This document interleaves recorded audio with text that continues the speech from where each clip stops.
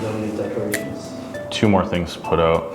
Actually, I have a lot of lights left, but I just like, I gotta like get up on the roof. I gotta like attach them. Cause I wanna do like a full fucking Christmas vacation thing. I submitted the house to the lights competition.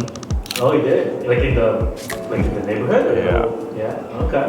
When I win. You think you're gonna win? Oh, 1000%. Yeah. Of course. I've spent like thousands.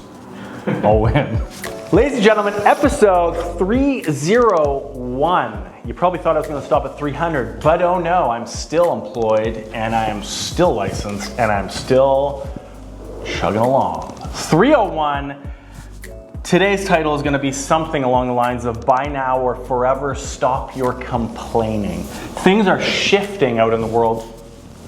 If you're out of the market, yet again, you're taking a lot of risks by doing so, as long as you can afford to get in and you're choosing not to. I don't think this is going to be to your benefit the next coming handful of months for a variety of reasons, but we will see. So I'm still hearing it's gonna drop, prices are gonna fall, it can't sustain forever, they're detached from incomes, all the noise, which is all BS, in my opinion, humblest of opinions, naturally. So in the last 12 months, as we went into the market update last month, 2 of the 3 market segments, prices went up year over year and month over month. So in light of today's interest rate drop, we got that, what they're calling jumbo rate cut at 0.5 off of the top, bringing us down to a 3.25 base rate there, overnight rate, whatever the hell they call it, from 3.75. So that is the 5th consecutive rate drop, 25, 25, 25, 50, and now this morning, 50. So what is this doing exactly? So basically, the price of money is getting cheaper. That's pretty straightforward. But what is this gonna do and why is this taking place? So depending how much you may look into the economics of this country, how much you may look into the economics of your city, if you hear anything Freeland or Trudeau say, when they're forever boasting every single time about we're the best in the G7, we're best in the G7, that's one very slivered narrative that they're hanging on to because it's the only thing that's gray enough for them to hang on to, because everything else, as you probably feel, has gone to shit. So there are many incentives coming out. The rates are going down. What are we doing here? So money, as we've talked about, is getting cheaper. So access to real estate is becoming easier. Step by step, they're trying to re-strengthen the economy after what they've done with the rates, which is try to slow it down, which it dramatically did. We all know inflation and what that's done now. We all know what the rates have done. If you hold any debt outside of an already astronomical credit card debt, you know that lines of credit, fixed or variable rate mortgages have all gone up, and now they are slowly being pulled back in. So they slowed the market, now they're trying to re-stimulate. So how are we seeing this? The rates is one of them.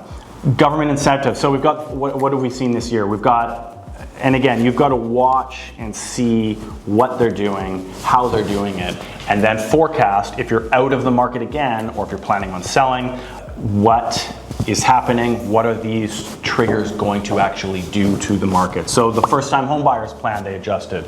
35,000 per person got bumped up to 60,000 per person. That's from 70,000 per couple to 120,000 per couple. You can pull out of your RSPs, tax-free for 15 years for part of your down payment. That was elevated. CMHC, Homestar, longer 30-year amortizations pushed in, making obviously monthly payments cheaper for new construction. Then insured mortgage caps got increased. If you're with less than 20% down, you were before capped at $1 million, now you're capped at $1.5 million.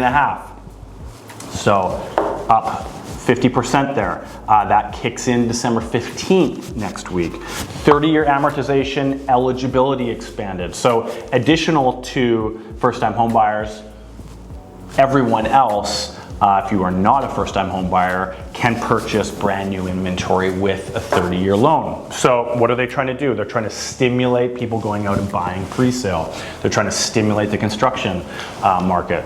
A very strange way to do it, in my opinion, we've talked about before, just cut taxes and give construction loans at cheaper rates, but they don't do those what I would call a pragmatic approach. They try and do these convoluted things that still make sure they get their taxes as much as they can and while still being able to say, look, we're trying to help. Anyway, new construction tax exemptions up to 1.1 million. Purchase price is exempt from property transfer tax with partial reductions between 1.1 and 1.150. Select free financing. We talked about Heather Lands a couple weeks back giving 40% off of the purchase price for free for 25 years or until sold. So you're seeing these programs that the government is coming in with to try and smooth things over as the rates come down. In addition, they're trying to make access easier. Why are they doing that? Well, they only collect tax dollars when money moves. So when you purchase and you push money to a new owner of the money in exchange for the house, that triggers property transfer tax or a purchase tax. When transactions happen, people are involved. Agents, brokers, conveyancers, all these people make money, taxes go out, the economy rolls and rolls and rolls and rolls. So when deals aren't happening and things are subdued and dampened down for a variety of things, as we've seen specifically over the last year, you've got less sales, property transfer tax is not getting paid, they have a harder time justifying property taxes being raised, they have a harder time justifying assessed values being raised. These things are obviously metrics through other equations to extract tax dollars from this segment. Second and third order effects, of course, like I said, many people involved in the construction industry. The real estate sector in 2023 was 20% of Canada's GDP. So 20% is heavily dampened by taxation, red tape, rates, rules to slow down, and now they're trying to revitalize, reinvigorate, if you will, that segment. So in 2023, that's a $470 billion chunk of the GDP that they've just tightened and tightened and tightened down on. So when properties are not trading, getting built, getting rented, there's a massive chunk of money there being withheld from those government coffers, if you will. So now they're trying to release that, get the economy stimulated again. They've got their CPI, which we've talked about before, the most manipulated number in government history. The way they have set it up today now is that it is now at 2%, the CPI inflation rate, and that is where they want it. So now they can justify playing with the rates. So there's all these little metrics and points you can look at and follow, but at the end of the day, as you see all these programs that are coming down, the narrative here is that they're trying to make it easier. Not the easiest way to make things roll again, as stated, but we can never assume the government is going to take the clearest and most pragmatic step. They're going to sidestep along, but in the right direction. So we've got rates coming down, as I said again today. That's the 5th reduction. Where it goes from here, we meet again in January. We'll see what that CPI does. We'll see what all these numbers do. There's a budget coming out, federal budget coming out next week. Rumor is there's $60 billion over the top in the hole. Wouldn't put it past. Obviously, you can look at any political history here and see what happens to federal budgets on a liberal accounting structure. Provincial budgets, for that matter, on a NDP accounting structure. But anyway, we won't go into that. So sales, what have they done? Just touching back in again and seeing why I say getting in now makes sense. Waving the typical realtor flag of don't wait, just get in now. As we've seen, year-over-year sales, the last 2 months, 30% in October, 28% year-over-year increase in sales in November. So what is that going to do? That is showing sellers that the activity is coming back, and if I'm not listed yet, I'm going to soon because I'm jumping back into that active market. And if I'm not getting my price yet, maybe it makes sense to wait because activity is now coming back. Year over year, detached sales up 19%, Apartment sales up 28%, attached sales, townhouse sales, as we talked last week, up 42%. So every segment, the activity is coming back. Sales ratio, detached, balanced market, same as this time last year. Attached, strong, seller's market, same as this time last year. That's a lie. Last year was 19.8. 20% is the benchmark for a seller's market. This year, we are at 23.1. Apartments, this year 18.7. Last year, 18.2. So every sales ratio year over year again. And this has been a pretty shitty year when it comes to the rates, the economy, how everyone's feeling, inflation, pricing, blah, blah, blah. That's all everyone seems to talk about over the last year. And then some, but we're just talking about the last year. Benchmark pricing. So again, after everything's been through, what has benchmark pricing done? Because that's all that comes down to. What are you getting in at? What are you waiting for? You're waiting for prices to come down. If you're waiting to save up that down payment, then obviously that's beside the point. But if you're waiting for prices to come down or money to get cheaper, one of those is now happening clearly, and one of them has clearly not taken place. For some reason, people always wait for the harder one to hopefully come, but wishful thinking has not paid off again. Benchmark pricing, again, as we went through last week, year over year, the only thing that's down is apartments, and it's only down 1.2% year over year. So after everything we've gone through as a whole, all year, all we're doing is you've taken average 1.2% off the apartment segment of the market. I don't think it's worth waiting for.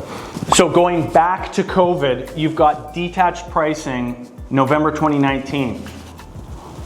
Benchmark, 1.4. Benchmark today, 197. It's up $582,000. Attached, 772. Attached today, 1.11. It's up $344,000. Apartments, 651. Today, 752. We're up 100,000. So all of this stuff that's happened, the craziness, the government's printing money, the inflation's crazy, it's coming back down, everything's getting good, sales are gone, sales are coming back, all this stuff that's happened, all that's gone on in the background is prices have gone up. That's it.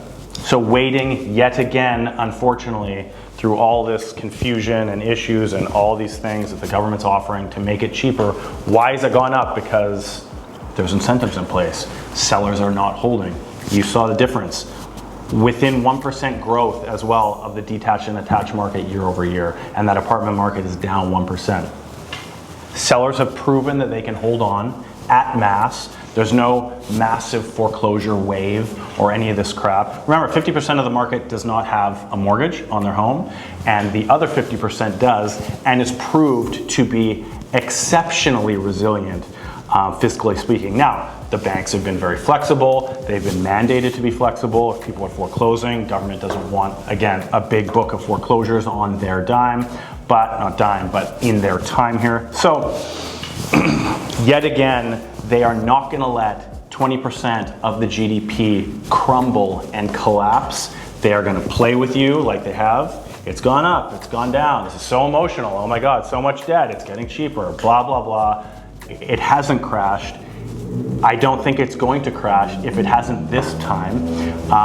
And it just, again, how much risk are you willing to take if you're wanting to buy real estate? Not everyone should, not everyone will. There's plenty of ways to invest your money. There's plenty of ways to get a roof over your head. But if you plan to and you want to, this is just more layers of proof that unfortunately time has yet again proven that waiting does not pay. Let's see what happens. We will see what the new year brings. I believe rates will hold here or drop slightly more. I don't think we're gonna have more COVID rates, but as those things normalize and as we've seen, the activity dramatically picks up, I think we're just gonna pick up where we left off. This is going to be the year, and then we see what happens. But I think everything but prices getting cheaper is what we will see happen.